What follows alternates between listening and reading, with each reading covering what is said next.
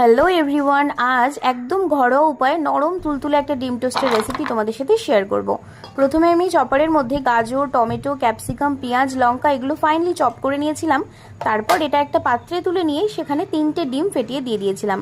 তারপর দিয়েছিলাম পরিমাণ মতো লবণ আর সামান্য একটুখানি হলুদ। তোমাদের কাছে যদি গোলমরিচগুলো থাকে অবশ্যই ব্যবহার করে, এতে টেস্ট আরও বেশি ভালো হয়। আর অবশ্যই যেটা দেবে সেটা হচ্ছে সামান্য পরিমাণে দুধ।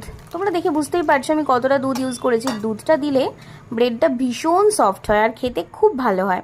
তো সমস্ত কিছু এদিকে প্রিপারেশন কমপ্লিট, ওদিকে চলো গ্যাসটা জ্বালিয়ে নিয়ে তাওয়াটা বসিয়ে দিয়েছি। আর এখানে আমি ব্রেডগুলোকে মাঝখান থেকে আড়াআড়িভাবে কেটে নিয়েছিলাম আর নিয়ে নিয়েছিলাম একটুখানি রিফাইন্ড অয়েল। তো তাওয়া গরম করে অল্প একটু অয়েল ব্রাশ করে নিয়ে তাতে এইভাবে স্লাইস করে কেটে রাখা পাউরুটিগুলো দিয়ে দিয়েছিলাম। আর দেখো আমার ডিম টোস্ট প্রায় রেডি। একবার বানিয়ে একটু খেয়ে দেখো, অসম্ভব সফট হয়। ওপরে একটুখানি বিট লবণ হোক বা একটু চাট মশলা ছড়িয়ে নিও।